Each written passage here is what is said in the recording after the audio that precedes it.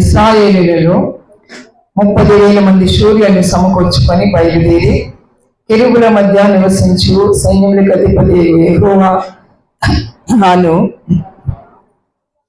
తన నామము పెట్టబడిన దేవుని మందసమును అచ్చట నుండి తీసుకొని వచ్చుటకై తన యుద్ధనున్న వారందరితో కూడా బయలా యెహూదాలో నుండి ప్రయాణమాయెను. వారు దేవుని మందసమును క్రొత్త బండి మీద ఎక్కించి గిబియాలోనున్న అబీనాదాబు యొక్క ఇంటిలో నుండి తీసుకుని రాగా అబీనాదాబు కుమారులకు ఉజ్జాయను అహ్యోయును ఆ క్రొత్త బండిని తోలిరి. దేవుని మందసము గల ఆ బండిని గిబియాలోని అబీనాదాబు ఇంటి నుండి తీసుకుని రాగా అహ్యు దాని ముందర నడిచెను.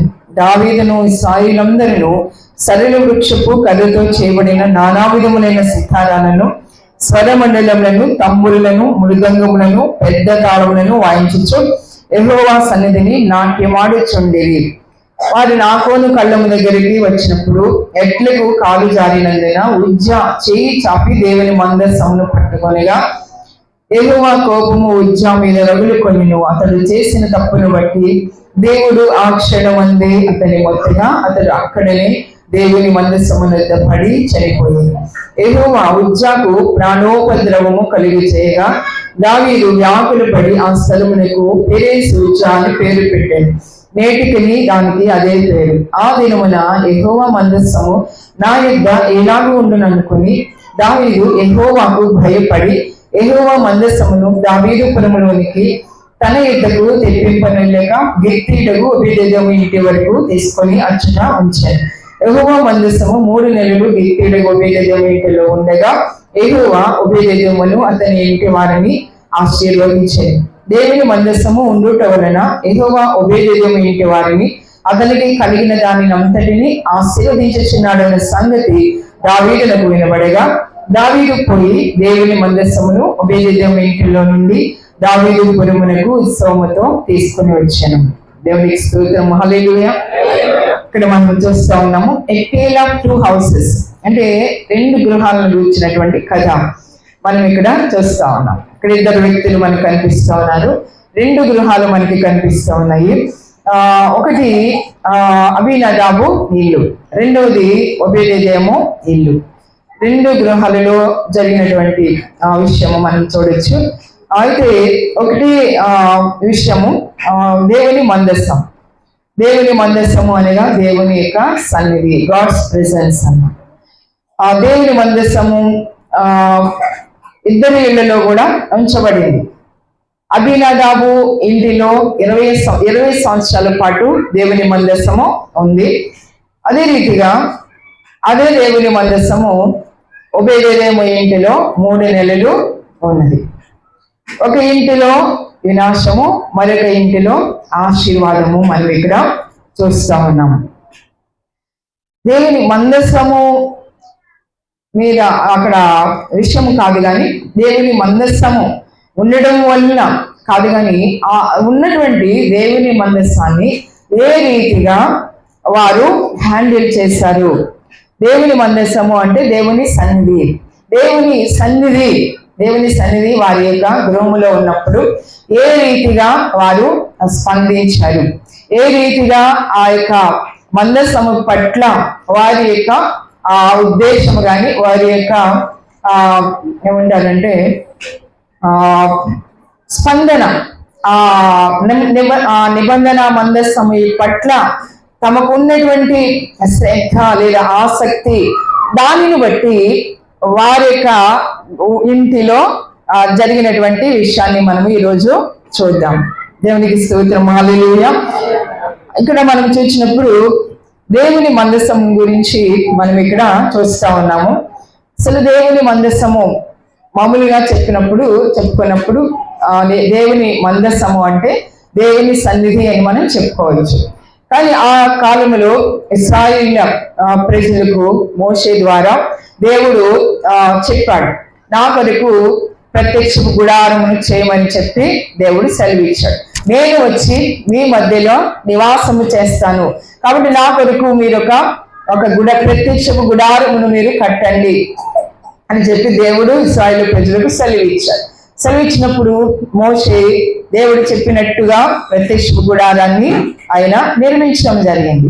అయితే ఎలా ఉంటుంది ఈ యొక్క ప్రత్యక్ష గుడారము, అదే రీతిగా ఈ నిబంధన మందసము అంటే ఏంటి, ఆ నిబంధన మందసంలో ఏముంటాయి అని మనం చూసినప్పుడు మొదటిగా మనం చదువుకుందాం. హెబ్రీలకు రాసినటువంటి పత్రిక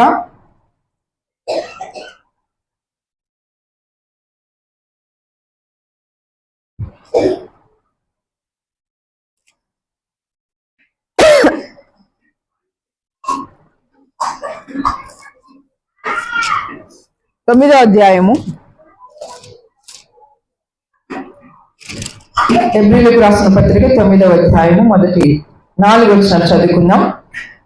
మొదటి నిబంధనకైతే సేవా నియమములను ఈ లోక సంబంధమైన పరిశుద్ధ స్థలమును ఉండేది. ఎలాగనగా మొదట ఒక గుడారం ఏర్పరచబడేది. అందులో దీపస్తంభమును బల్లయు దాని మీద ఉంచబడిన రొట్టెలను ఉండేవి. దానికి పరిశుద్ధ స్థలం అని పేరు.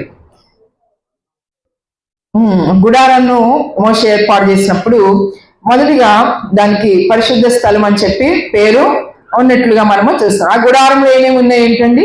దీపస్తంభము, బల్ల, రొట్టెలు ఉంచబడినటువంటి బల్ల అన్నమాట. బల్ల మీద రొట్టెలు ఉంచబడి దానికి పరిశుద్ధ స్థలం అని చెప్పి పేరు పెట్టారు, హోలీ ప్లేస్.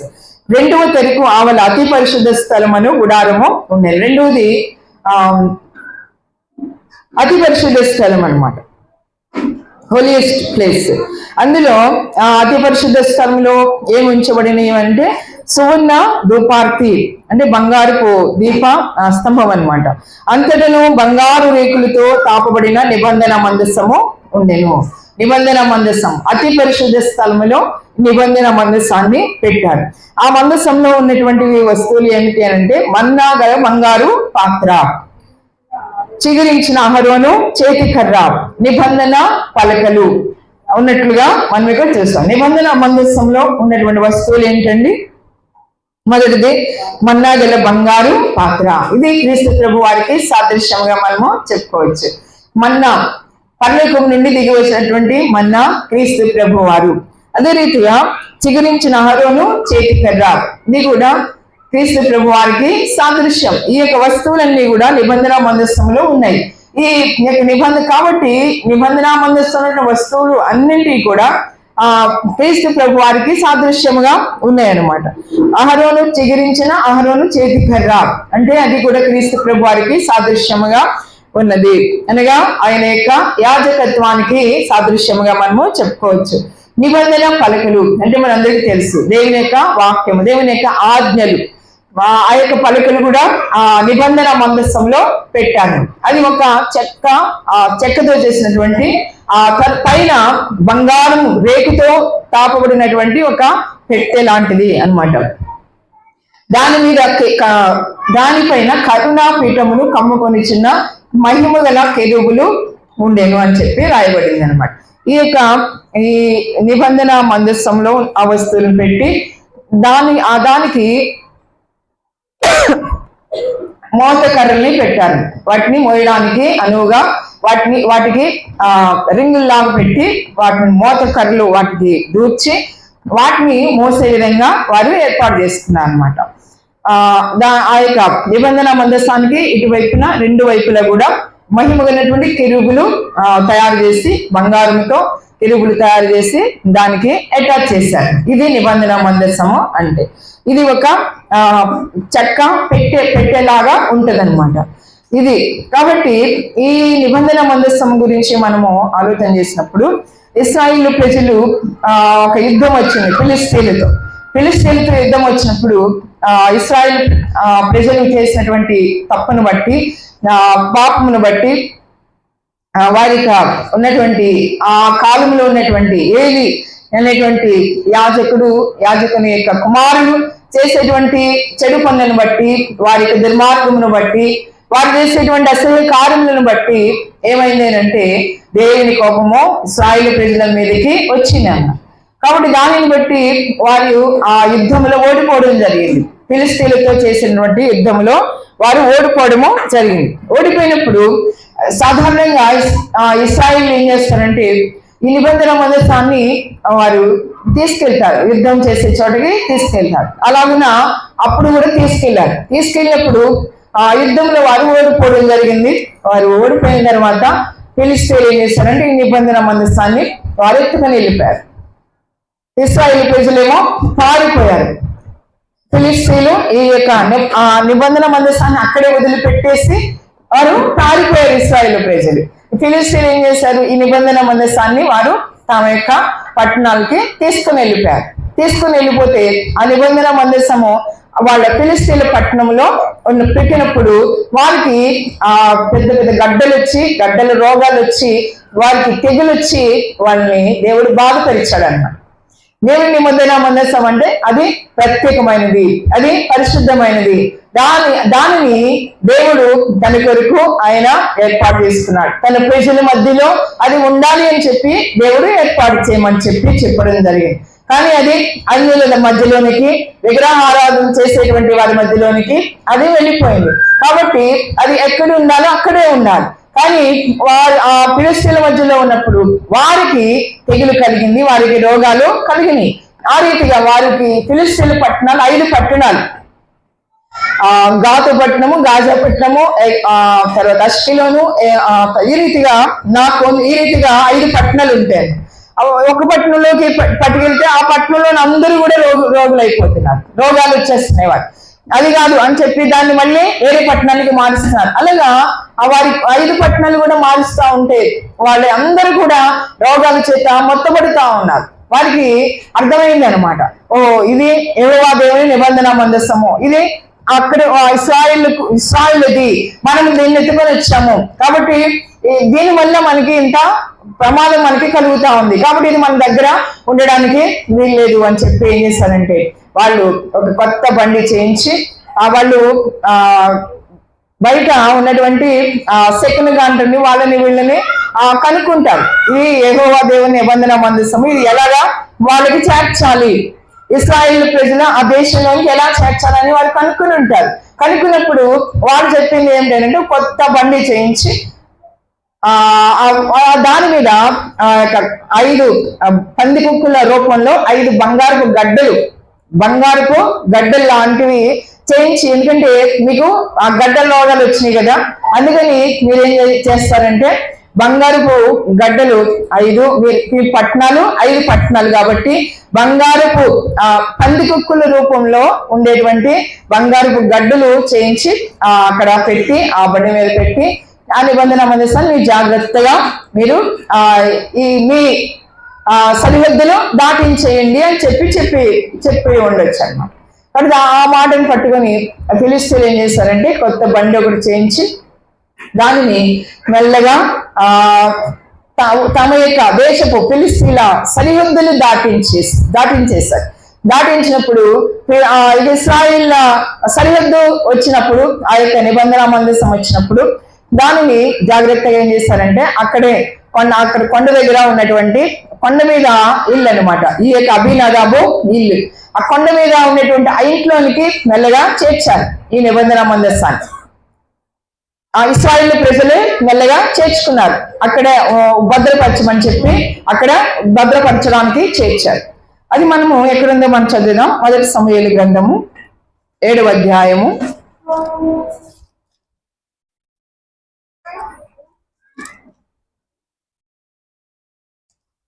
1 నుండి చదువుదాము.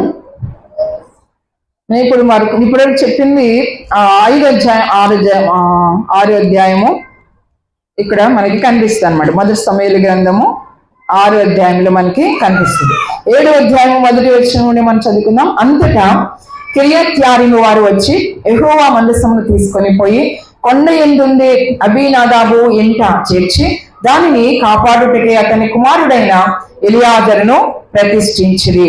మందసము కిర్యత్యారీములో నుండిన కాలము 20 సంవత్సరములు ఆయను. ఇశ్రాయేలందరూ యెహోవాను అనుసరింప దుఃఖించుచుండగా అని చెప్పి ఇక్కడ రాయబడింది. అది సమూయేలు కాలం అన్నమాట. సమూయేలు న్యాయాధిపతిగా ఉంటూ ఉన్నాడు. ఆ సమయంలో ఇక్కడ మనం చూసినప్పుడు కొండ మీద ఉండేటువంటి అభినాదాబు ఇంటిలో జాగ్రత్తగా వారు చేర్చారు. దాన్ని కాపాడడానికి వారి అభినాదాబు అనేటువంటి ఆయన కుమారుడు అయినటువంటి ఎలియాజర్ని ప్రతిష్ఠించారు, ప్రత్యేకపరిచి ఆ యొక్క ఇంటిలో ఆ మందసాన్ని ఉంచినట్లుగా మనం చూస్తాం. ఆ రీతిగా దాదాపు 20 సంవత్సరాల పాటు ఆ మందసము ఆ ఇంటిలో ఉండిపోయినట్లుగా మనం ఇక్కడ చూడొచ్చు అన్నమాట. తర్వాత అది సౌలు రాజు అవడము మనకి అందరికి కూడా తెలుసు. సౌలు రాజు అయిన తర్వాత సౌలు 40 సంవత్సరాల పాటు పరిపాలన చేశాడు. ఈ సౌలు రాజునకు ఈ మందసం గుర్చినటువంటి విషయం కూడా ఏమీ అవసరం లేదు. అది దేవుని మందసం గురించి అది ఎక్కడుందో ఏంటో దాని గురించి పట్టలేదన్నమాట. దాని మీద శ్రద్ధ లేదు ఈ యొక్క సౌలు రాజుకి. ఎంతసేపు దావీదు మీద పగ సాధించడమో, లేకపోతే అతన్ని తరమడమో, అతన్ని ఎలా చంపాలా అని చెప్పి ప్లాన్ చేయడమో, ఈ రీతిగా రాజు అయినటువంటి సౌలు తన జీవిత కాలంలో అడిగే చేశాడు. దేవుని మందసం గురించి కానీ దేవుని గురించినటువంటి కానీ శ్రద్ధ కానీ ఆయనకు ఉన్నట్టుగా మనకి కనిపించదు అనమాట. తర్వాత మనము ఇందాక చదువుకున్నాం కదా, సమూయేలు 2వ గ్రంథము 6వ అధ్యాయంలో మనం చేసినప్పుడు దావీదు రాజు అవుతాడు. రాజు అయిన తర్వాత ఆయనకు వచ్చినటువంటి మొదటి ఆలోచన ఏమిటి అని అంటే, ఆయన మనసులోకి వచ్చినటువంటి ఆలోచన దేవుని నిబంధన మందసం ఆయనకు జ్ఞాపకం వచ్చింది. దేవుని నిబంధన మందసాన్ని ఆయన ఏం చేశాడంటే, నేను తీసుకొని రావాలి, యెరూషలేము పట్టణానికి తీసుకొని రావాలి, లేదా నా పురానికి తీసుకొని రావాలి అని చెప్పి ఆయన అనుకుని ఏం చేస్తా ఉన్నాడు, ఇశ్రాయేలు ప్రజల్లో దాదాపు 30,000 మంది సైన్యాన్ని, శూరులను 30,000 మందిని ఏర్పాటు చేసుకొని ఆయన బయలుదేరాడు. చాలా ఆయన ఒక ఉత్సవముగా తీసుకుని రావడానికి, ఆ నిబంధన మందసాన్ని ఉత్సవముతో తీసుకుని రావడానికి ఆయన బయలుదేరినట్లుగా మనము చూస్తా ఉన్నాము. అయితే ఆ రీతిగా బయలుదేరి తీసుకొని వస్తా ఉన్నారు. ఏ రీతిగా వాళ్ళు తీసుకొస్తా ఉన్నారు అని అంటే, కొత్త బండి మీద ఎక్కించి ఆ యొక్క అభినాదాబ్ ఇంటిలో నుండి తీసుకొని వస్తున్నట్లుగా మనం అక్కడ చూస్తాం. తర్వాత ఇక్కడ మనం చదివినప్పుడు అభినాదాబు కుమారులకు ఉజ్జాయను అహ్యూయును ఆ క్రొత్త బండిని తోలిరి అని మనము చూస్తా ఉన్నాం. ఇప్పుడు నిబంధన మందసం అది ఎవరి కాలంలో నిబంధన మందసం అది అంటే సమూయేలు కాలంలో నిబంధన మందసం. ఇప్పుడు దావీదు రాజు అయ్యాడు, చాలా సంవత్సరాలు గడిచిపోయింది. దాదాపు 70-80 సంవత్సరాలు గడిచిపోయినాయి అనమాట. 70-80 సంవత్సరాల తర్వాత దావీదు ఇక్కడ నిబంధన మందసం విషయంలో ఆయన శ్రద్ధ తీసుకుంటూ ఉన్నట్లుగా మనము చూస్తా ఉన్నాం. ఆ రీతిగా నిబంధన మందసాన్ని ఏ రీతిగా తీసుకొస్తా ఉన్నారు అని అంటే, ఒక కొత్త బండి మీద ఫిలిష్తీయులు ఎలాగున వారు పంపించారో ఆ రీతిగానే అదే బండి, అలాంటి కొత్త బండిని చేయించి ఆ కొత్త బండి మీద తీసుకొని వస్తా ఉన్నప్పుడు ఆ యొక్క అభినాదాబు యొక్క కుమారులు ఎవరు, ఉజ్జా అహ్యో, ఆ ఇద్దరు అని చెప్పి రాయబడింది అనమాట. వారు బహుశా మనుమలయ్యి ఉండొచ్చు అనమాట. ఎందుకంటే కుమారులు అప్పటికే పెద్ద అయిపోయి ఉంటారు. మరి అభినాదాబు ఉన్నాడో లేదో తెలియదు, ఇంకా వృద్ధుడుగా ఉన్నాడో మరి మనకి తెలియదు. కానీ మొత్తానికి ఈ యొక్క అభినాదాబు కుమారులు ఉజ్జా అహ్యో అని చెప్పి రాయబడింది. బహుశా అభినాదాబుకి ఎలియాజరు కుమారుడు ఉన్నాడు, ఎలియాజర్ని ప్రతిష్ఠించారు కదా. ఆ యొక్క ఎలియాజరు యొక్క కుమారులు కావచ్చు ఈ యొక్క ఉజ్జా అహ్యో ఇద్దరు కూడా. ఆ బండిని వారు తోలుతా ఉన్నారు అనమాట. అహ్యో ముందర నడుస్తా ఉన్నాడు, ఉజ్జా అయితే ఆ ప్రక్కన ఉన్నట్లుగా మనము చూస్తా ఉన్నాం. దావీదు ఇశ్రాయేలు ప్రజలందరూ కూడా చాలా సంతోషంతో రకరకాలైనటువంటి వాయిద్యాలు వారు వాయించుకుంటూ దేవుని సన్నిధిని వారు ఆ యొక్క నిబంధన మందసం ముందు వారు నాట్యం ఆడుతూ, అంటే డాన్స్ చేస్తూ వారు ఆ యొక్క నిబంధన మందసాన్ని తీసుకొని వస్తా ఉన్నారు.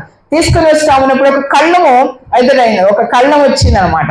ధాన్యము లేదా గోధుమలు ఎగరబోసేటువంటి కళ్ళం వచ్చింది. కళ్ళం వచ్చినప్పుడు ఆ యొక్క ఎడ్లకు కాలు జారిందంట. కాలు జారినప్పుడు అక్కడ పక్కనే ఉన్నటువంటి ఉజ్జా ఏం చేశాడు, నవ్వుకున్న ఆ నిబంధన మందసం జారిపోబోతా ఉంది. అయితే దాన్ని పట్టుకోబోయాడు, దాన్ని కట్ చేశాడు. దాన్ని సరి చేద్దాము, మంచిగా పెడదామని చెప్పి వెంటనే దేవుని యొక్క ఉగ్రత ఆ యొక్క ఉజ్జా మీదకు రాగా ఆ యొక్క ఉజ్జ అక్కడికక్కడే దేవుని చేత మొత్తబడి అక్కడికక్కడే పడి చనిపోయినట్లుగా మనము చూస్తా ఉన్నాం. ఇది అభినాదాబు ఇంటిలో జరిగినటువంటి వినాశనము గురించి మనము చూస్తా ఉన్నాము. తర్వాత దావీదు చాలా భయపడిపోయాడు. ఏంటిది, ఎందుకు ఇలా జరిగింది అని చెప్పి చాలా భయపడిపోయి, నేను ఎట్లా తీసుకెళ్ళి ఇప్పుడు ఈ నిబంధన మందస్థాన్ని ఇంత భయంకరమైనటువంటి వినాశనం ఇక్కడ జరిగింది అని చెప్పి దావీదు చాలా భయపడిపోయి ఏం చేశాడనంటే ఇక్కడ కొంచెం సమీపంలో ఉన్నటువంటి ఒబేదెదోము అనేటువంటి ఆయన యొక్క ఇంటిలో ఆ నిబంధన మందస్థాన్ని ఉంచినట్లుగా మనము చూస్తా ఉన్నాం. ఆ రీతిగా ఒబేదెదోము ఇంటిలో ఆ యొక్క నిబంధన మందస్థం ఉంచబడింది. 3 నెలలుగా ఏమవుతుందంటే ఎప్పుడైతే ఆ నిబంధన మందస్థము ఒబేదెదోము ఇంటిలో ఉంచబడిందో అప్పటి నుండి కూడా ఆ యొక్క ఒబేదెదోము ఇల్లు ఆశీర్వదింపబడుతున్నట్లుగా మనం ఈ వాక్యంలో చూస్తూ ఉన్నాం. దేవునికి స్తోత్రం, హల్లెలూయా. ఒక ఇంటిలో డిస్ట్రక్షన్ మనం చూస్తా ఉన్నాము, నాశనం. మరొక ఇంటిలో ఆశీర్వాదమును మనము చూస్తా ఉన్నాము. ఒకే నిబంధన మందసము ఉంది వారి ఇద్దరి ఇళ్ళలో కూడా. అయితే వారు ఏ రీతిగా ఆ యొక్క నిబంధన మందసాన్ని వారు హ్యాండిల్ చేస్తారు, దాని ఎడల ప్రవర్తించారు అని మనము చూసినప్పుడు దేవుని నిబంధన మందసము ఏ రీతిగా వారు దాన్ని హ్యాండిల్ చేయాలి, ఏ రీతిగా వారు తీసుకొని రావాలి అని మనం చూస్తే దేవుడు మోషేకు ఆజ్ఞాపించాడు. ఏమనంటే సంఖ్యాకాండములో చూద్దాము. సంఖ్యాకాండము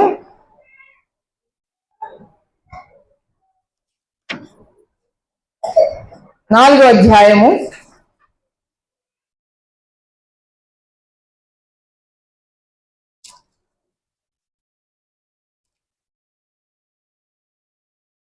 15వ వచనం ఒకసారి చదువుకుందాం. సంఖ్యాకాండం 4వ అధ్యాయము 15వ వచనం. దండు ప్రయాణమైనప్పుడు అహరోనును అతని కుమారులను పరిశుద్ధ స్థలము యొక్క ఉపకరణములన్నిటినీ కప్పుట ముగించిన తరువాత కహాతీలు దాన్ని మోయ రావలెను. అయితే వారు చావుకైనట్లు పరిశుద్ధమైన దానిని ముట్టకూడదు. ఇవి ప్రత్యక్షపు గుడారములో కహాతీల భారము. ఏమనుందండి ఇక్కడ? వారు ఆ పరిశుద్ధ స్థలాన్ని వారు ఎక్కడికి వెళితే అక్కడ వాళ్ళందరూ కూడా వాటిని వాళ్ళు కప్పడం ముగించారు, ప్యాకప్ చేసేసుకున్న తర్వాత వారు ఏం చేయాలి, ఈ యొక్క దీనిని వారు మొయ్యాలను, ఈ నిబంధన మందస్థాన్ని ఎవరు మొయ్యాలంట? కహాతీలు మోయాలంట. అయితే వారు చావైనట్లు వారు దానిని ముట్టుకోకూడదు అని చెప్పి ఇక్కడ రాయబడింది అనమాట. మోషేకు దేవుడు తెలియజేశాడు. అదే రీతిగా 7వ అధ్యాయము 9వ వచనం. 7వ అధ్యాయము 9వ వచనము. కహాతీలకు ఇయ్యలేదు, ఏలయనగా పరిశుద్ధ స్థలపు సేవ వారిది, తమ భుజముల మీద మోయటయే వారి పని గనుక వారికి వాహనములను నియమింపలేదు. ఇక్కడ చాలా మందికి లేవీలకు గాని ఇంకా గెర్షోనీలకు గాని ఇలాగూ దేవుని మందిరంలో దేవుని గుడారంలో సేవ చేసేటువంటి వారికి కొంత వాహనాలు ఇవ్వబడినాయి. కొన్ని బండ్లు, తర్వాత ఎద్దులు బండ్లు ఇవన్నీ కూడా ఇవ్వబడినాయి అన్నమాట. అయితే ఈ కహాతీలకు ఏ వాహనాలు కూడా ఇవ్వబడలేదన్న. ఎందుకంటే వారి యొక్క పని ఏమిటి అంటే పరిశుద్ధ స్థలపు సేవ చేయడము, ఆ యొక్క పరిశుద్ధ స్థలములో ఉన్నటువంటి ఉపకరణాలని వారి భుజముల మీద మోయడమే వారి పని అన్నమాట. అందుకని వారికి వాహనాలు నియమింపబడలేదు. కాబట్టి వారి యొక్క పని అదే భుజముల మీద వారు మోసుకొని వారు వెళ్ళాలన్నమాట. కాబట్టి ఇది అసలైనటువంటి పద్ధతి అన్నమాట. అయితే ఫిలిస్తీన్లు వారి అన్యజనులు, వారి విగ్రహారాధికులు, వారికి తెలియదు దేవుని నిబంధన మందసము ఎలాగా దాని విషయంలో ఎలాగ జాగ్రత్త తీసుకోవాలి, ఎలా శ్రద్ధ తీసుకోవాలి అనేది వారికి తెలియదు. అది తెలియనప్పుడు వారి పద్ధతిలో వారు కొత్త బండి చేయించి ఆ యొక్క నిబంధన మందసాన్ని దాని మీద పెట్టి వాళ్ళు ఆ రీతిగా చేశారు. అది యాక్సెప్టబుల్. అప్పుడు అలా చేసినప్పుడు ఏమీ కూడా కాలేదు. అయితే ఇక్కడ మనం చూసినప్పుడు దావీదు తన యొక్క ఆశ ఏంటి అంటే ఆ నిబంధన మందసాన్ని తీసుకొని రావాలి అనేది ఆయన మనసులో ఉంది. కానీ అది ఎలాగో తీసుకొని రావాలి అనే దాని విషయంలో ఆ యొక్క దావీదు ఏం చేశాడంటే ఆయన పొరపాటు చేశాడు. ఆయన గ్రహింపు లేకుండా ఆయన అనాలోచితముగా ఎవరిని కూడా లేవీలను గాని యాజకులను గాని ఎవరిని కూడా సంప్రదించకుండా ఉన్నది ఉన్నట్టుగా అన్యుల పద్ధతిలో ఆ యొక్క నిబంధన మందసాన్ని వారు తీసుకొని వస్తూ ఉన్నట్లుగా మనం ఇక్కడ చూస్తా ఉన్నాము. 2 సమూయేలు గ్రంథము 6వ అధ్యాయంలో మనం చూస్తా ఉన్నాం. కొత్త బండి మీద ఆ యొక్క నిబంధన మందసము తీసుకొని వస్తా ఉన్నప్పుడు అక్కడ ఎడ్లకు కాలు జారినప్పుడు తను పట్టుకోబోయాడు అన్నమాట. దాన్ని కనెక్ట్ చేయబోయాడు. అప్పుడు దేవుని యొక్క ఉగ్రత అతని మీదకు వచ్చినట్లుగా మనం ఇక్కడ చూస్తా ఉన్నాం. దేవునికి స్తోత్రం, హల్లెలూయా. ఇక్కడ మనము చూసినట్లయితే అబీనాదాబు ఇంటిలో 20 సంవత్సరాల పాటు నిబంధన మందసము ఉంది. అయితే అక్కడ ఏ విధమైనటువంటి ఆశీర్వాదము కూడా అక్కడ రికార్డ్ చేయలేదు. అబీనాదాబు ఇంటిలో ఈ రీతిగా ఆశీర్వదింపబడ్డారు అని చెప్పి ఏమి కూడా రికార్డ్ చేయలేదు. అంటే ఆ 20 సంవత్సరాలు ఉంది కదండి, ఆశీర్వదింపబడలేదా, అన్ని సంవత్సరాలు ఉండి కూడా అని చెప్పి మనకు ఒక డౌట్ రావచ్చు. కానీ మనకి ఇక్కడ మరి ఆ యొక్క రికార్డ్ ఏమి కూడా లేదు వారు ఆశీర్వదింపబడినట్లుగా. పైగా మనం ఇక్కడ చూస్తే వారి ఇంటిలో వారి యొక్క మనుమడి విషయములో అక్కడ వినాశనము జరిగినట్లుగా, అక్కడ ప్రాణ నష్టము ఉపద్రవము కలిగినట్లుగా మనము దేవుని యొక్క వాక్యములు మనము చూస్తా ఉన్నాము. అయితే తర్వాత మనము చూసినప్పుడు ఎప్పుడైతే ఆ యొక్క దావీదు భయపడి ఒబేదెదోము ఇంటిలో ఆ యొక్క నిబంధన మందసాన్ని పెట్టినప్పుడు ఒబేదెదోము ఇంటిలో దేవుని యొక్క ఆశీర్వాదము బహు సమృద్ధిగా అన్ని విధాలుగా కూడా ఆశీర్వాదము ఆ యొక్క ఒబేదెదోము ఇంటిలో వచ్చినట్లుగా మనము దేవుని వాక్యంలో చూస్తూ ఉన్నాము. దేవునికి స్తోత్రం, హల్లెలూయా. ఇక్కడ మంచి చేశాడు కదండి, మంచి పనే చేశాడు కదా, అయ్యో పడిపోతుంటే దాన్ని పట్టుకోవడము మంచి పనే కదా అని చెప్పి మనం అనుకోవచ్చు. నేను కూడా చాలా సార్లు నేను అలాగే అనుకున్నాను. ఏంటి మంచి పని చేశాడు కదా ఎందుకు ఇలా చనిపోయాడు, నాకు అర్థం కాలేదు. అస్సలు చాలా కాలం వరకు కూడా అర్థం కాలేదు. ఏదైనా అర్థం కానప్పుడు దాన్ని నేను చెప్పడానికి నేను సాహసించాను అనమాట. సగం అర్థమయ్యి సగం అర్థం కాకుండా ఉన్నప్పుడు మనము చెప్పలేము. అలాగే నేను సాహసించాను అనమాట.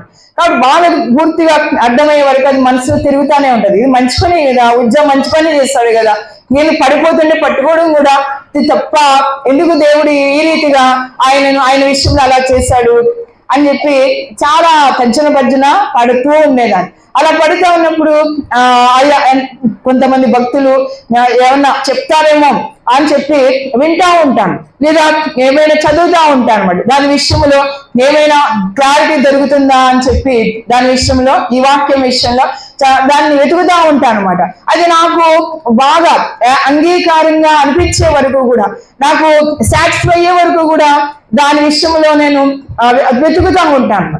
కాబట్టి ఈ సమయంలో ఎందుకు ఆ రీతిగా చనిపోయాడు అని చెప్పి మనము ఒకసారి ఆలోచన చేసినప్పుడు మంచిదనం అది మంచి పనే. అయితే దేవుని యొక్క ఆజ్ఞ అతిక్రమిస్తూ మంచి పనులు చేస్తా ఉన్నాము అంటే అది కరెక్ట్ కాదు.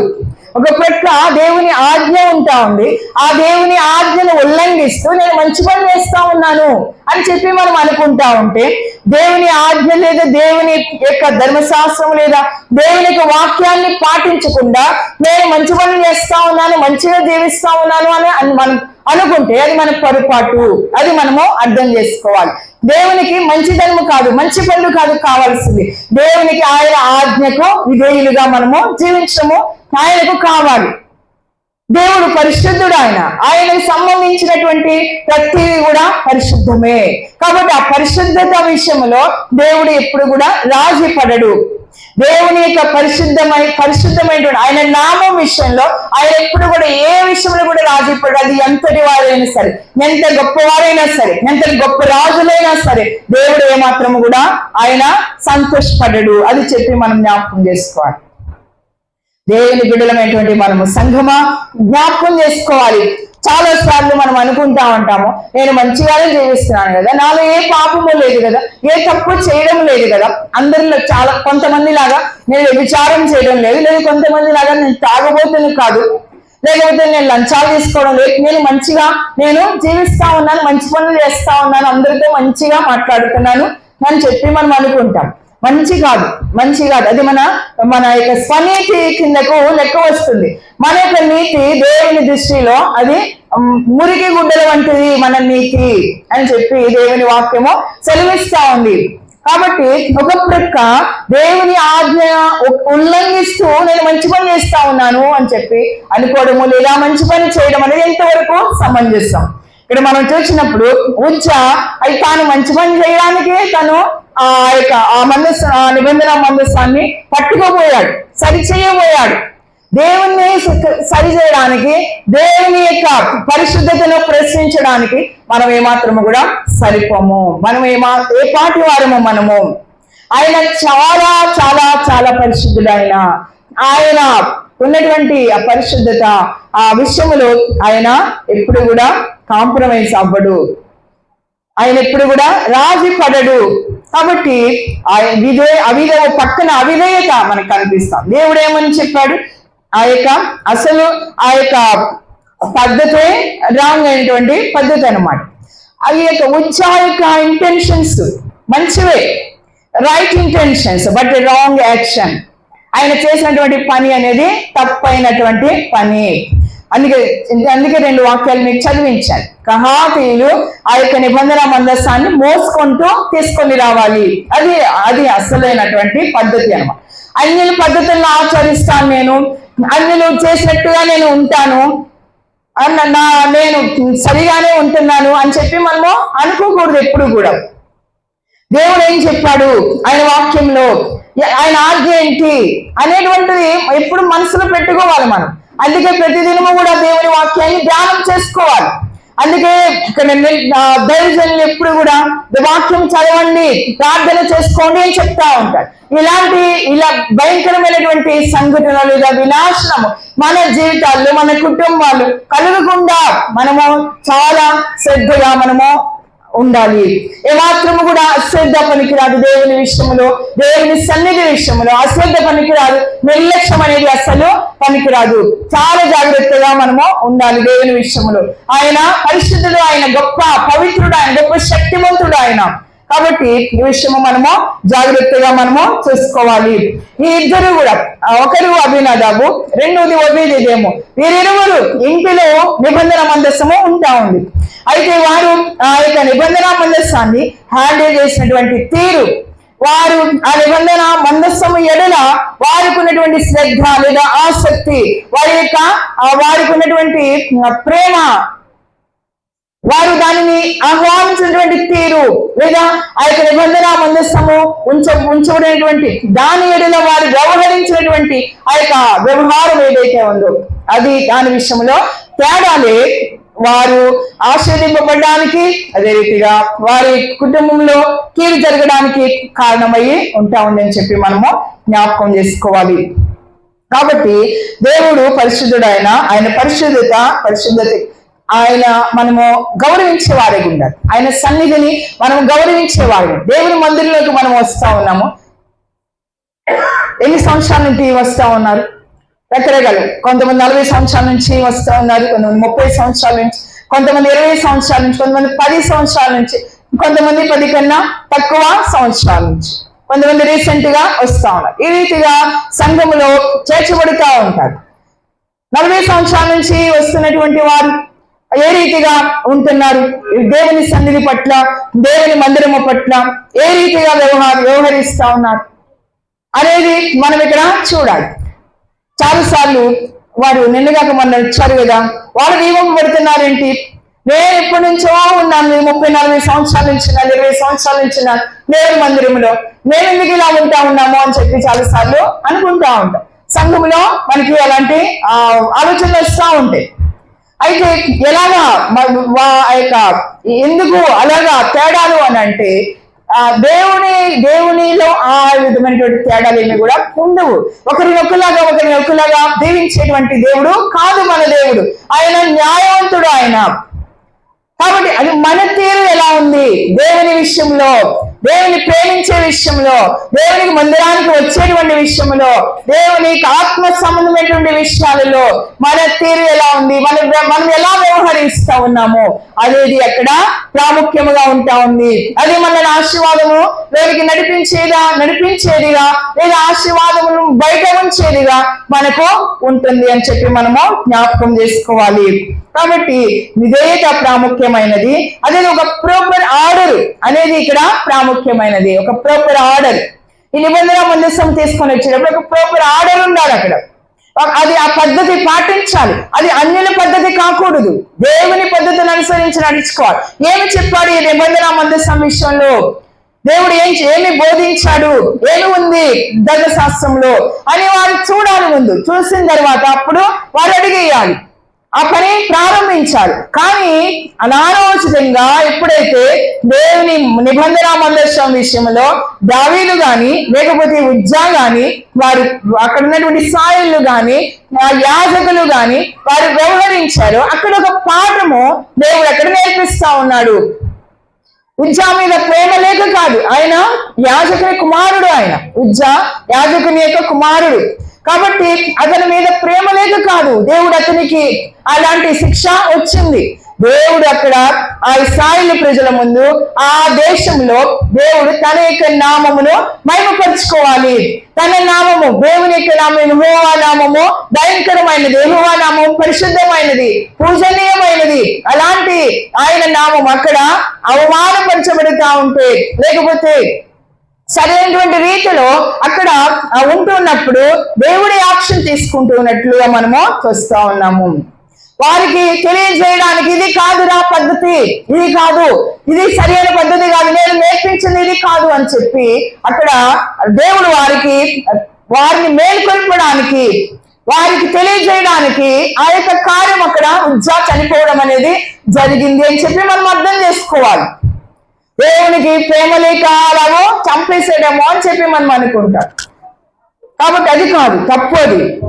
ఒక పాఠము దేవుడు నేర్పించడానికి ఇశ్రాయేలు ప్రజలకు, దావీదు రాజు అయినటువంటి దావీదుకి తెలియజేయడానికి అక్కడ కార్యము జరిగినట్లుగా మనము చూస్తా ఉన్నాం. దేవునికి స్తోత్రం, హల్లెలూయా. కాబట్టి ఏ రీతిగా మన పద్ధతులు ఎలాగో ఉంటా ఉన్నాయి, అన్యుల పద్ధతుల్లో జీవిస్తూ మందిరానికి వస్తా ఉన్నామా, అన్యుల పద్ధతుల్లో లేదా వాళ్ళ ఆచారాల్లో సాంప్రదాయాల్లో నేను బతుకుతాను, నేను మందిరానికి కూడా వస్తాను, మందిరంలో నేను దీవించబడాలి అని చెప్పి మనము కోరుకుంటా ఉంటాం. మాకు తెలిసినటువంటి ఒక సహోదరి విన్నాను ఆమె గురించి. ఆమె అన్యుల కుటుంబం నుంచి వచ్చినటువంటి సహోదరి. అయితే ఆమె తన కుమారుడు జబ్బు పడినప్పుడు, బాగలేనప్పుడు ఆమె ప్రార్థన చేయించుకుని దేవుని సహాయము కోరుకున్నప్పుడు ఆ కుమారుడు బాగుపడ్డాడు కదా అని చెప్పి ఆమె దేవునిలోనికి వచ్చింది, బాప్తిస్మం తీసుకున్న తర్వాత దేవుని మందిరానికి కూడా వస్తూనే తర్వాత ఏమైందనంటే పక్కన దేవుని మందిరానికి వస్తుంది, తర్వాత మరోపక్క మంత్రిగాళ్ళను కూడా ఆమె సంప్రదిస్తూ ఉంటుంది. తన కుమారుడికి తాళ్ళు కట్టడము ఆ రీతిగా చేస్తూ ఉంటది అన్నమాట. తర్వాత ఇంకా ఆమె ఎలాంటి పనులు చేస్తుందంటే హిందువులు చేసేటువంటి ఆ యొక్క పూజల్లో వెళ్తా ఉండడము లేదా కార్యక్రమాలకు సంబంధించినటువంటి వాటిలో పాల్గొనడము ఆ రీతిగా చేయడము, అన్ని ఆచారాలను బట్టి ఫాలో అవ్వడము, పూర్తిగా వాళ్ళను కలిసిపోయి పూర్తిగా ఫాలో అవ్వడము. అదే రీతిగా అదే సమయంలో దేవుని మందిరానికి కూడా రావడం, దేవుని మందిరంలో ప్రభు వల్ల కూడా తీసుకోవడము. ఈ రీతిగా ఇప్పటికీ కూడా అదే జీవితం అన్నమాట. చాలా ఆశ్చర్యం అనిపిస్తూ ఉంటది. నేను విన్నప్పుడు చాలా ఆశ్చర్యం అనిపిస్తూ ఉంటుంది. ఆ రీతిగా చేస్తూ ఉందన్నమాట. కాబట్టి మనము జాగ్రత్తగా మనము ఎలాగో ఉంటున్నాం దేవుని సన్నిధిలో. ఇది దేవుని మందిరము, దేవుని సన్నిధి. దేవుని సన్నిధి అంటే చాలా పరిశుద్ధమైనది అని చెప్పి మనము ఎంతో శ్రద్ధగా, ఎంతో మనము భయభక్తులతో, దేవుని ఎడల గౌరవముతో, భక్తి భావముతో మనము దేవుని సన్నిధిలో ఉండాలి, జీవించాలి. దేవుని సన్నిధిలో ఉండడము అంటే కేవలము దేవుని మందిరానికి వచ్చి వెళ్ళిపోవడము కాదు. దేవుని సన్నిధి మనతో ఉండాలి ఎప్పుడు కూడా. దేవుని సన్నిధిలో ఎప్పుడు మనం జీవించాలి అని అంటే ఎప్పుడు కూడా దేవుని కొరకు, దేవుని వాక్యము ప్రకారము మనము జీవించాలి. అది దేవుని సన్నిధి మనతో ఉండడము అని అంటే. కాబట్టి ఏదో దేవుని మందిరానికి వచ్చామా వెళ్ళామా అని చెప్పి అనుకోవడం కాదు. దేవుడు మమ్మల్ని దీవించాలి, దేవుడు మమ్మల్ని ఆశీర్వదించాలి అని చెప్పి కోరుకుంటా ఉంటాం. అది కాదు, కానీ అలా కాదు. కానీ దేవుని యొక్క సన్నిధి ఎప్పుడు కూడా మనతో ఉండడము అని అంటే ఆ దేవుడు ఎప్పుడు కూడా మనతో, మన హృదయంలో ఉండడము. మనం ఎప్పుడు ఎక్కడ సరే, అది మన ఇంటిలో అయినా సరే, మన ఎక్కడ జాబ్ చేసిన చోట అయినా సరే, మనం ఎక్కడ దేవుని మనం ఆహ్వానిస్తాము మన హృదయంలోనికి, అదే అప్పుడే దేవుని సన్నిధి మనలోనికి వస్తుంది. దేవునికి స్తోత్రం, హల్లెలూయా. కాబట్టి ఇక్కడ మనం చూసినప్పుడు 20 సంవత్సరాల పాటు అబీనాదాబు ఇంటిలో ఆ యొక్క నిబంధన మందసము ఉండిపోయింది. వాళ్ళందరికీ కూడా అదంతా కూడా ఫెమిలియర్ అన్నమాట. అంటే బాగా తెలుసు ఆ యొక్క నిబంధన మందసం గురించి. వాళ్ళు కేవలము వారు భద్రపరిచారు అంతే. ఒక స్టోర్ రూమ్ లాగా ఆ యొక్క నిబంధన మందసాన్ని అక్కడ ఉంచి వాళ్ళు చేసేది ఏంటి, బహుశా నేను అనుకుంటాను, ప్రతిరోజు కూడా దాన్ని దుమ్ము పట్టినప్పుడు దాన్ని దులపడం, లేదా దాన్ని ఇంకా ఒకవేళ అదేమైనా ప్రాబ్లం ఏమైనా వస్తే దాన్ని చూసుకోవడము, తర్వాత దాన్ని కవర్ చేయడము, కప్పేయడం, ఇలాంటి పనులు, రోజు కూడా శుభ్రం చేయడం, ఇలాంటి పనులు వారు చేస్తూ ఇక్కడ పెట్టారు కదా దేవుని నిబంధన మందసాన్ని, దీన్ని జాగ్రత్తగా కాపాడాలి, ఏమీ కాకుండా కాపాడాలి, లేదా ఏ చెమ్మ రాకుండా, లేకపోతే ఎలాంటి నష్టం కూడా లేకుండా కాపాడాలి అని చెప్పి వారు బహుశా ఆ రీతిగా వారు కాపాడుతుండొచ్చు. మేము చాలా జాగ్రత్తగా కాపాడుతా ఉన్నాము అని చెప్పి వారు అనుకోవచ్చు. అబీనాదాబు ఇంట్లో ఉన్నటువంటి వారు చాలా జాగ్రత్తగా కాపాడుతున్నాము అని చెప్పి వారు అనుకోవచ్చు. అయితే ఇక్కడ మనం చూసినప్పుడు అబీనాదాబు ఇంటిలో వారు ఆ యొక్క ఉంచబడినటువంటి ఆ నిబంధన మందసం దానికి, అదే రీతిగా ఇక్కడ ఒబేదెదోము ఇంటిలో ఉన్నటువంటి నిబంధన మందసము దానికి తేడా మనము ఇక్కడ చూడొచ్చు అనమాట. ఒబేదెదోము ఇంటిలోనికి ఎప్పుడైతే నిబంధన మందసము వచ్చిందో, ఒబేదెదోము చాలా అది తన ఇంటికి రావడానికి, తన ఇంటిలో ఉంచబడడానికి అదొక తన ఆధిక్యతగా అతడు భావించి చాలా సంతోషంతో ఆ యొక్క నిబంధన మందసాన్ని ఆయన తన ఇంటిలోనికి ఆహ్వానించి ఉండొచ్చు. ఇక్కడ వారి యొక్క మనస్తత్వము, లేదా ఈ యొక్క అబీనాదాబు గాని ఒబేదెదోము గాని వారు ఆ యొక్క నిబంధన మందసాన్ని ఆహ్వానించినటువంటి తీరు ఏదైతే ఉందో దానిలో తేడా ఉంది. అదే రీతిగా ఆ యొక్క నిబంధన మందసం విషయంలో వారికి ఎంతో భయము కలిగి, ఎంతో గౌరవము కలిగి దేవుని పట్ల, అది ఆ యొక్క నిబంధన మందసం నా ఇంటిలో ఉంది, అది దేవుని శక్తి, అది దేవునిది, అంటే అందులో దేవుడు ఉన్నాడు అనేటువంటి అవగాహన బహుశా ఒబేదెదోముకు వచ్చి ఉండొచ్చు. అది ఆ యొక్క అవగాహన ఈ అబీనాదాబుకి లేకపోయి ఉండొచ్చు అన్నమాట. కాబట్టి ఇక్కడ ఆశీర్వింపబడినటువంటి ఒబేదెదోము ఆశీర్వదింపబడినాడంటే అక్కడ దానికి ఉన్నటువంటి వారి మధ్యలో ఉన్నటువంటి తేడా మనము చూడొచ్చు అనమాట. ఒబేదెదోము మనం చూసినప్పుడు 2 సమూయేలు గ్రంథము 6వ అధ్యాయము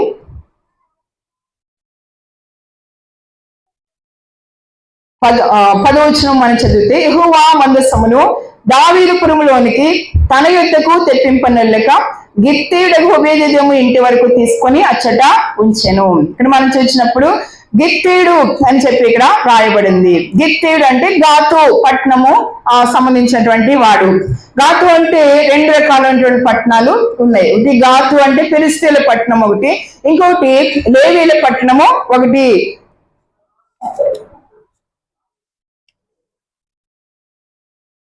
యెహోషువ గ్రంథము 21వ అధ్యాయము.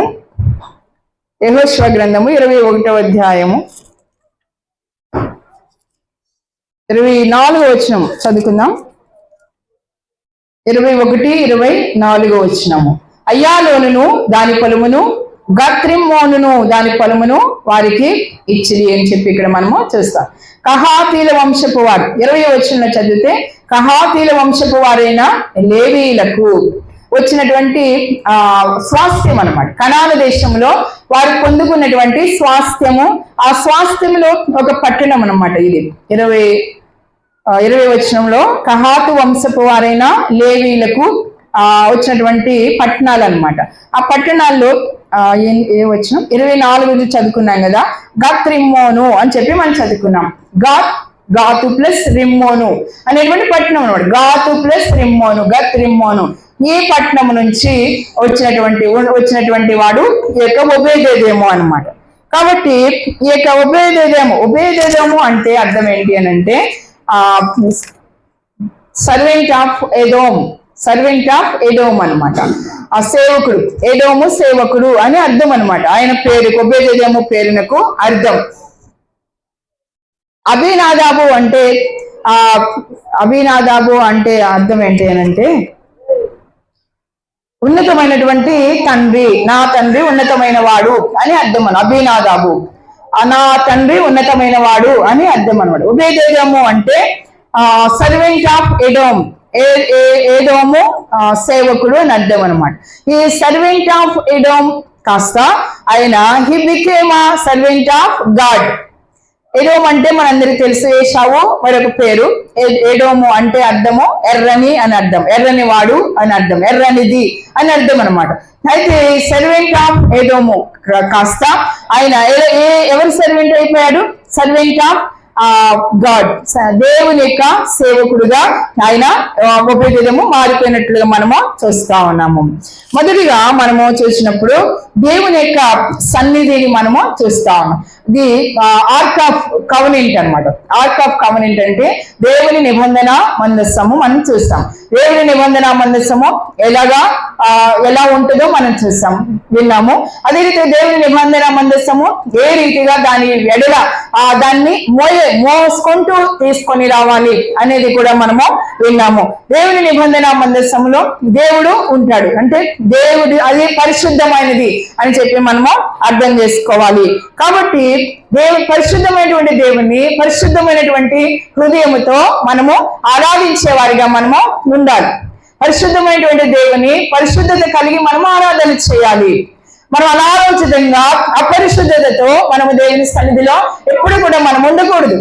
ఒకవేళ మనలో తప్పు పొరపాట్లు మన అపరాధాలు ఉన్నట్లయితే మనము దేవుని సన్నిధికి వచ్చినప్పుడు లేదా దేవుని యొక్క కమ్యూనియన్ సర్వీస్ అనగా దేవుని బల్లలో మనము పాలు పంచుకుంటున్నప్పుడు దేవుని యొక్క క్రీస్తు ప్రభు వారు మన కొరకు ప్రాణం పెట్టి ఆయన విలువైన రక్తాన్ని మన కోసం కార్చి ఆయన శరీరాన్ని మనకు తినుటకు అనగా జ్ఞాపకార్థముగా మనం తినుటకు మనం రొట్టె ద్రాక్షరసాన్ని మనం ఆయన క్రీస్తు ప్రభు వారి శరీరము ఆయన యొక్క రక్తము అని చెప్పి మనము భావించి వాటిని తీసుకొని చూన్నప్పుడు మన హృదయంలో ఏ విధమైనటువంటి అపరిశుద్ధత ఏ విధమైనటువంటి మలినము లేకుండా మనము చూసుకోవాలి.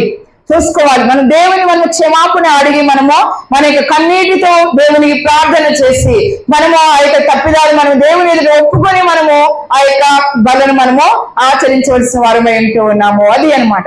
అక్కడ మనం అశ్రద్ధగా ఉన్నట్లయితే చాలా నష్టము జరుగుతుంది. ఇక్కడ దేవుని నిబంధన మందస్సం విషయంలో ఆయన తన యొక్క మంచి పని చేస్తున్నానని చెప్పి అనుకుని దేవుని ఆజ్ఞ ఎలా ధిక్కరించాడో అదే రీతిగా నేను మంచిగా జీవిస్తా ఉన్నాను అని చెప్పి చెప్పుకుంటూ మనము దేవుని బల్ల ఆచరించేటువంటి విషయంలో అపవిత్రముగా అపరిశుద్ధమైనటువంటి ఆలోచనలతో మనము తీసుకుంటా ఉన్నప్పుడు మనకి నష్టము జరుగుతుంది అని చెప్పి జ్ఞాపకము చేసుకోవాలి. కానీ మొదటిది మనం చేసినప్పుడు దేవుని సన్నిధి చాలా పరిశుద్ధమైనది అని చెప్పి గుర్తెరిగి చాలా శ్రద్ధగా చాలా జాగ్రత్తగా భయభక్తులతో మనము దేవుని సన్నిధిని మనము సమీపించాలి. అదే రీతిగా దేవుని మనము ఆరాధన చేయాలి, భక్తి భావముతో ఆరాధన చేయాలి.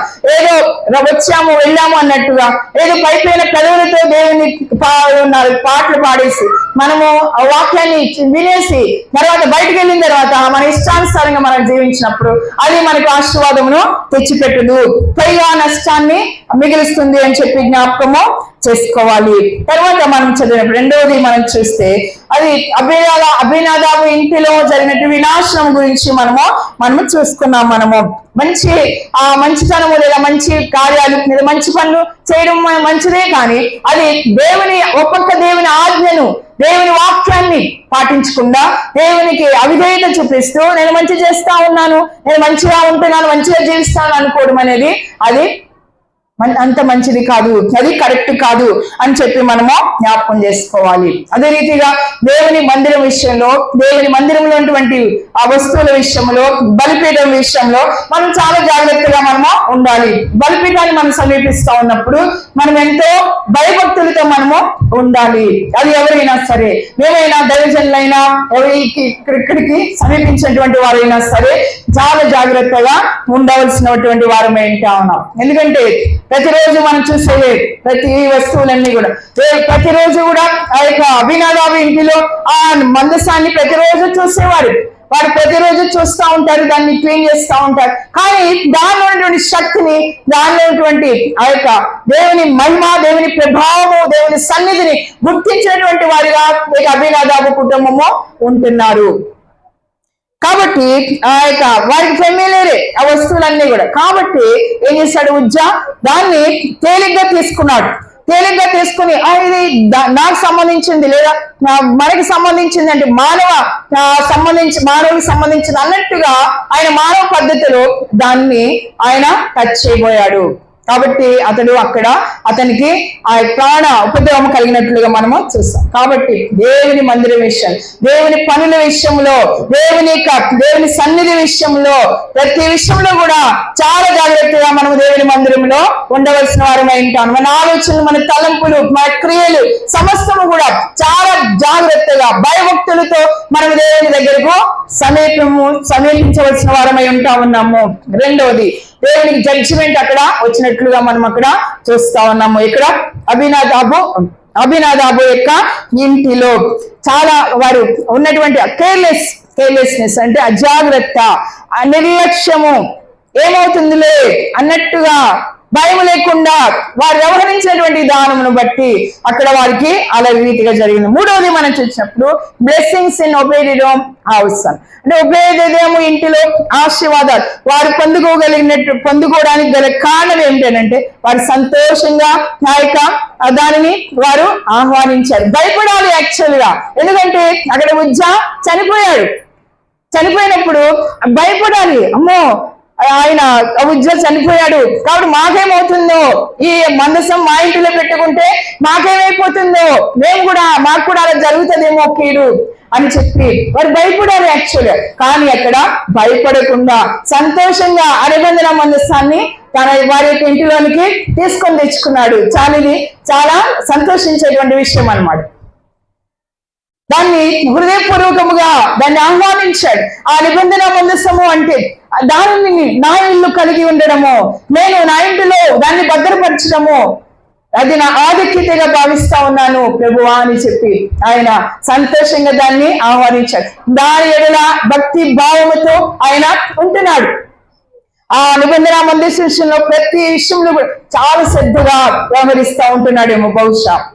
అది దేవుడు అని చెప్పి దాన్ని సమీపించడానికి గాని దాని దగ్గరికి నిర్లక్ష్యం తెలియడానికి గాని అశ్రద్ధగా ఉండడం గాని అదేమి కూడా చేయడం లేదేమో. కాబట్టి ఆ యొక్క ఒబేదెదోము ఇల్లు ఆశీర్వదింపు. దేవుని ప్రియ సంఘమా, మన జీవితాల్లో కూడా దేవుని సన్నిధిని ఎలాగన మనము దాని ఎడల వ్యవహరిస్తా ఉన్నాము, దేవుని విషయంలో ఎలాగ మనము ఉంటా ఉన్నాము, దేవుణ్ణి మన యొక్క గృహంలోనికి, మన యొక్క హృదయంలోనికి సంతోషంగా ఆహ్వానించే వారిగా మనం ఉండాలి. దేవుని వాక్యాన్ని మన హృదయంలో మనము ఆహ్వానించే ఉంచి ఆ వాక్యాన్ని అనుసరించి శ్రద్ధగా, అతి శ్రద్ధగా మనము జాగ్రత్తగా మనం నడుచుకోవలసిన వారమై ఉంటా ఉన్నాము.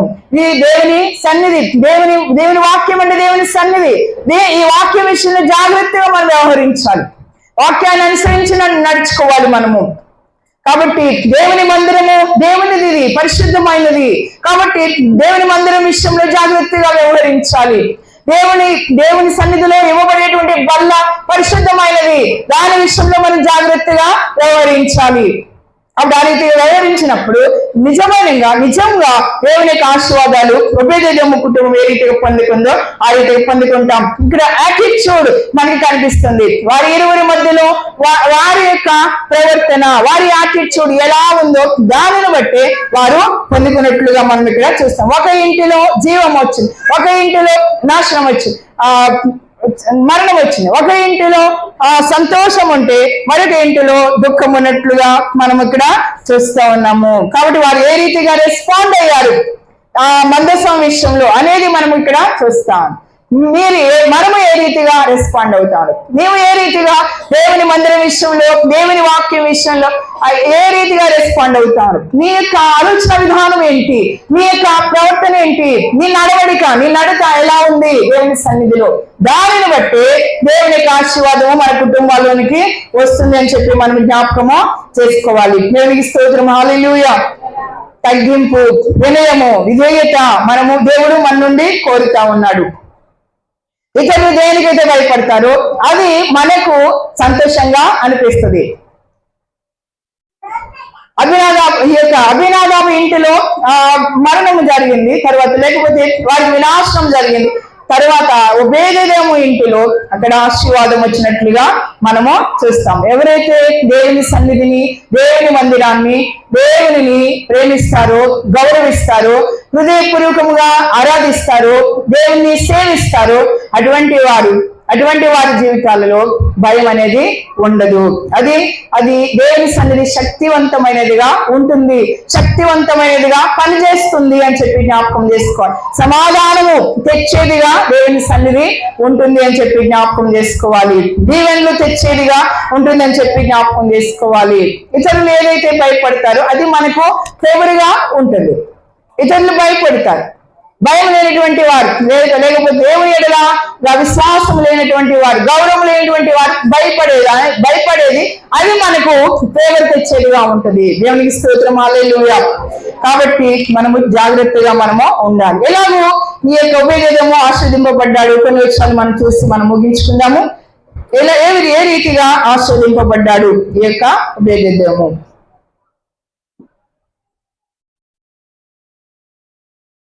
దినవృత్తాంతముల మొదటి గ్రంథము 26వ అధ్యాయము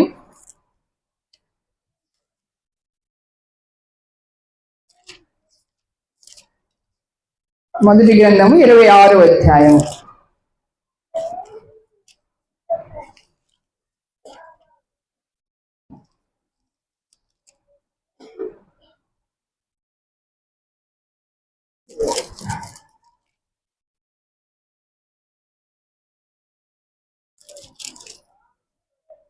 నాలుగవ వచనం నుండి 8వ వచనం వరకు. 4వ వచనం నుండి 8వ వచనం వరకు. దేవుడు ఒబేదెదోమును ఆశీర్వదించి అతనికి కుమారులను దయచేశాను. వారెవరనగా షెమయా జ్యేష్ఠుడు, యెహోజాబాదు రెండవ వాడు. ఈ రీతిగా ఎంతమంది కుమారులండి? 8 మంది కుమారులు పుట్టారంట. 8 మంది. 5వ వచనం మనం చదివితే 8వ వాడు అని చెప్పి రాయబడిందంట. 8 మంది కుమారుల్ని దేవుడు వారికి అనుగ్రహించినట్లుగా మనం ఇక్కడ చూస్తూ ఉన్నాము. తర్వాత వారు ఎలాంటి వారు? 6వ వచనంలో వాని కుమారుడైన అనగా షెమయాకు కుమారులు పుట్టింది. ఎవరికి? షెమయా అంటే జ్యేష్ఠుడు అనమాట, పెద్ద కుమారుడు.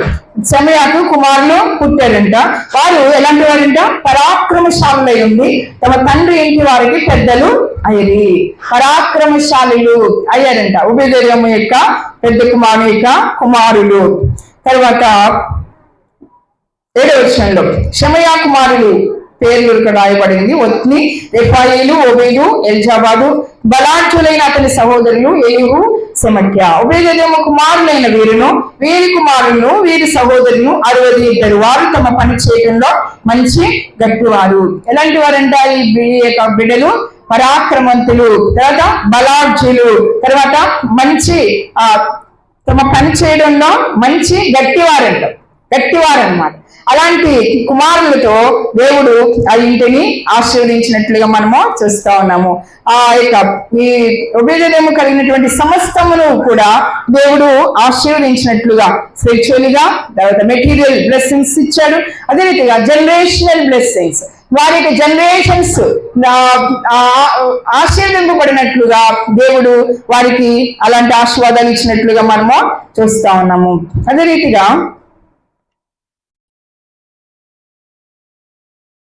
మొదటి దినవృత్తాంతములు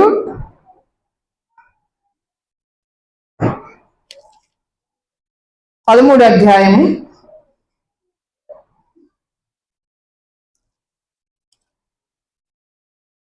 13-14 వచనాలు.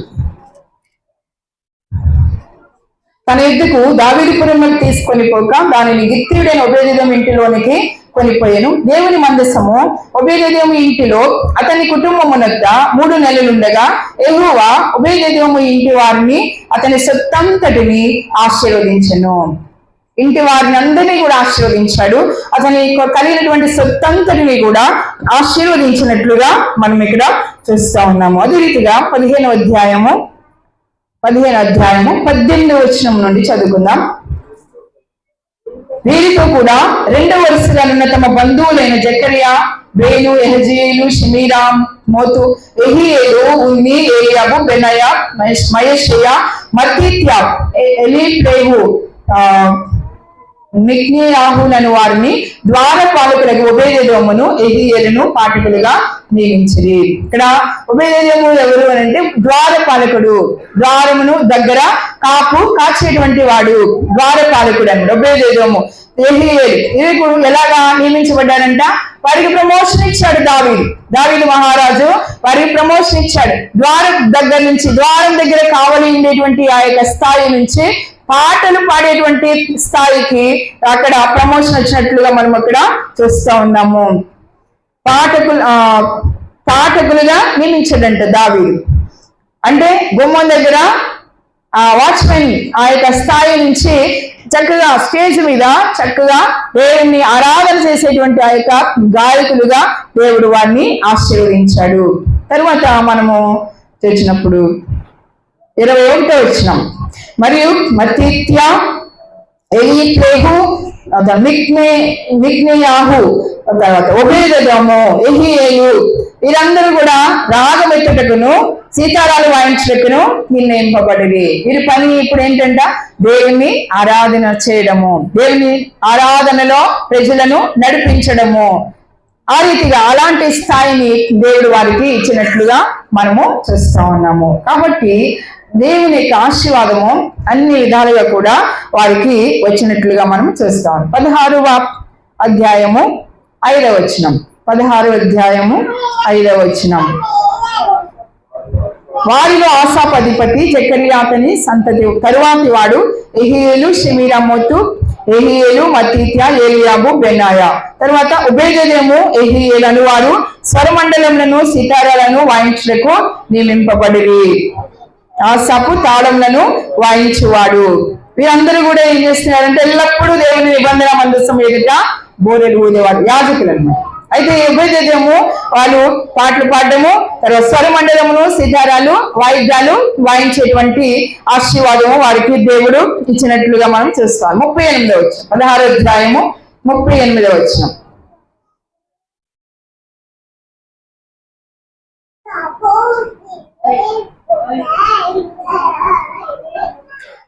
అప్పుడు మందసం 37వ వచనం. అప్పుడు మందసం ముందర నిత్యమును కావలసిన అనుదిన సేవ జరుపుటకై దావీదు అచ్చట యెహోవా నిబంధన మందసం మీద ఆ సాపునతని సహోదరులు నియమించెను. ఒబేదెదోమును వారి సహోదరులైన 68 మందిని ఆయన నియమించినట్లుగా మనం అక్కడ చూస్తా ఉన్నాము. కాబట్టి ఈ రీతిగా దేవుడు ఒబేదెదోము కుటుంబాన్ని ఆశీర్వదించాడు. కాబట్టి మనకు బాగా అర్థమైంది అనుకుంటాను. మొదటిగా అబీనాదాబు ఇంటిలో నిబంధన మందసం ఏ రీతిగా ఉంచబడింది అని అంటే అది ఒక భద్రపరిచేటువంటి స్థలముగా మాత్రమే వారు భావించారు. దాని ఎడల వీరు ఒబేదెదోము కనపరిచినటువంటి శ్రద్ధ లేదా ఆసక్తి అది వారిలో కనబడలేదు, అబీనాదాబు ఇంటిలో కనబడలేదు. అది మనము గమనించాలి. కాబట్టి ఈ యొక్క ఒబేదెదోము ఇల్లు ఎలాగూ ఉంది అని అంటే దేవుని యొక్క సన్నిధిని వారు హృదయపూర్వకంగా ఆహ్వానించారు, సంతోషంగా తమ యొక్క ఇంటిలో చేర్చుకున్నారు. దేవుని నిబంధన మందసాన్ని వారు గౌరవముగా చూశారు, చాలా ఒక భక్తి భావంతో వారు చూశారు. కాబట్టి వారు గొప్పగా ఆశీర్వదింపబడినట్లుగా మనము చూస్తా ఉన్నాము, ఒక ఆధిక్యతగా చూశారు. అదే రీతిగా దేవుని సంగమా మన జీవితాల్లో కూడా దేవుని సంబంధించిన ప్రతిదీ కూడా పరిశుద్ధమే. ఎలాగో మనం వ్యవహరిస్తా ఉన్నాము, బైబిల్ మన సెల్ఫ్ లో పెట్టుకున్నంత మాత్రాన లేదా బైబిల్ జేబులో పెట్టుకుని తిరుగుతున్నంత మాత్రాన అది చదవకుండా దానిలో ఉన్న శక్తిని గ్రహించకుండా మనము ఊరికనే తేవడము, పట్టుకెళ్ళి మళ్ళీ సెల్ఫ్ లో పెట్టడము, జాగ్రత్తగా దిండి కింద పెట్టుకోవడము, వీటి వల్ల దేవుని ఆశీర్వాదం మనకి రాదు అని చెప్పి జ్ఞాపకం చేసుకోవాలి. లేకపోతే మన యొక్క ఇల్లు చర్చికి దగ్గరగా ఉండడం వల్ల దేవుని ఆశీర్వాదాలు వచ్చేస్తాయని చెప్పి మనం ఏమాత్రం కూడా అనుకోకూడదు. మనం కరెంటు సరైనటువంటి వైరింగ్ లేకుండా మనము ఆ కరెంటు ఆ స్విచ్లు ముట్టుకుంటే కనుక అది మనకి షాక్ ఇస్తుంది. అది కరెక్ట్ గా వైరింగ్ ఉండి చక్కగా స్విచెస్ మంచిగా ఏర్పాటు చేసి దాన్ని కనుక వేస్తే చక్కగా అది పనిచేస్తుంది. అదే రీతిగా దేవుని యొక్క సన్నిధి కూడా అలాగే. నిబంధన మందసం ఒకటే, కానీ ఒక ఇంటిలో జీవము, మరొక ఇంటిలో దుఃఖం అన్నమాట, మరణము. కాబట్టి తేడా మనము గమనించి మన యొక్క జీవిత విధానాన్ని సరిగా మనము జ్ఞాపకం సరిగా మనము నడుచుకునే రీతిగా మనము సరి చేసుకునే వారిగా మనము ఉన్నప్పుడు మనము దీవించబడతాము. దేవునికి స్తోత్రం, హల్లెలూయా. స్టూడెంట్ స్కూల్లో క్లాస్ లో స్టూడెంట్స్ ఉంటారు, ఆ టీచరు అందరికీ ఒకేలాగే బోధిస్తారు, లేదు కొంతమందికి ఒకలాగా కొంతమందికి ఒకలాగా బోధించరు. కానీ ఆ స్టూడెంట్స్ చక్కగా ఎవరైతే బుద్ధిగా, ఎవరైతే భయంతో నేను ఇది బాగా చదువుకోవాలి, నేను బాగా చదువుకుంటే మంచి మార్కులు వస్తాయి నాకు అని చెప్పి నేను అశ్రద్ధ చేస్తే, నిద్రపోతే, నేను చదవకపోతే నాకు మంచి మార్కులు రావు, నేను పాస్ అవను అని చెప్పి భయం కలిగి చదువుకున్నవాడు బుద్ధిమంతుడిగా ఉండి వాడు బాగుపడతాడు, పైకి వస్తాడు. అదే భయం లేకుండా నిర్లక్ష్యంగా ఉంటూ నిద్రపోతా, దాన్ని పట్టించుకోకుండా, సరిగ్గా చదవకుండా, టీచర్స్ గౌరవించకుండా, చెప్పింది వినకుండా ఉంటే వాడు పాడైపోతాడు, అంతే కదా. అలాగే దేవుని సన్నిధి, దేవుని మందిరానికి ఏదో వచ్చి వెళుతా ఉన్నాము, బైబిల్ పట్టుకున్నాము అంటే సరిపోదండి. నీ పట్టుకునేటువంటి ఆ బైబిల్లో ఏముందో చదివి తీరాలి. నీవు దేవుని మందిరానికి వస్తా ఉన్నప్పుడు నడక మనం సరి చేసుకోవాలి, మన జీవితాలు సరి చేసుకోవాలి. అప్పుడే నిజమైన దేవుని ఆశీర్వాదం మనము ఒబేదెదోములాగా పొందుకుంటాం, మన గృహాలు ఆశీర్వదింపబడతాయి. కాబట్టి ఆ రీతిగా మనం జీవిద్దాం. దేవుడు మనందరినీ కూడా దీవించాలి అని చెప్పి ఆయన ఎంతగానో కోరుకుంటా ఉన్నాడు. ఆయన ఎవరిని కూడా ఆయన నిర్లక్ష్యం చేయడు, ఆయన ఎవరిని కూడా బాధ పెట్టేటువంటి దేవుడు కాదు మన దేవుడు. అందుకే మన యేసయ్య మన కోసం ఆయన ప్రాణం ఇచ్చాడు, ఆయన రక్తాన్ని మన కోసం ఆయన కార్చాడు. కాబట్టి అది మనం ఆ త్యాగాన్ని మనం గుర్తించాలి, ఆయన ప్రేమను మనం గుర్తించాలి.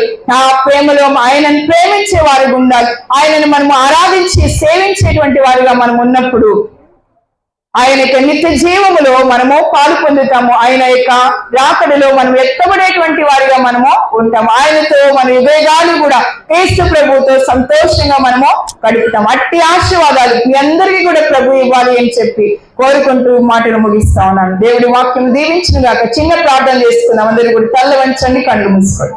వెలువెల్లి తండ్రి, దైవ దేవా, మీ ఘనమైన నామములకు వందనాలు. ఈ దినము తండ్రి మీరు అనుగ్రహించినటువంటి నాయన వాక్యమును బట్టి మీకు వందనాలు. దేవా స్తోత్రములు తండ్రి మేము ఏ రీతిగా ప్రభు మీ సన్నిధిని మేము నాయన మేము నాయన ప్రభు జీవిస్తా ఉన్నామో మీ సన్నిధిలో ప్రభు మేము ఏ రీతిగా నాయన ప్రభు మేము తండ్రి వ్యవహరిస్తా ఉన్నామో ప్రభు దేవా మమ్మల్ని జ్ఞాపకం చేసుకోమని అడుగుతున్నాం. మా తప్పిదాలు క్షమించండి, మా పాపములు మన్నించండి ప్రభు. దయతో తండ్రి నాయన కృప చూపించమని ప్రార్థిస్తా ఉన్నాం. విన్న వాక్యము ప్రకారం నడుచుకునేటువంటి జీవితాలు మాకు దయచేయమని అడుగుతున్నాము. దేవా మీ కొందనాలు తండ్రి వాక్యాన్ని ఫలింపచేయండి, ఆశీర్వదించండి. కూడి వచ్చిన బిడ్డలలో మీ యొక్క వాక్యము తండ్రి నాయన నూరంతల ఫలాలిచ్చేదిగా చేయండి ప్రభా. మీరే మహిమ ఘనత ప్రభావములు పొందుకోమని యేసయ్య అతి శ్రేష్టమైన నామములో ప్రార్థించి వేడుకొని చూనాము తండ్రి. Amen. Praise the Lord. Hallelujah.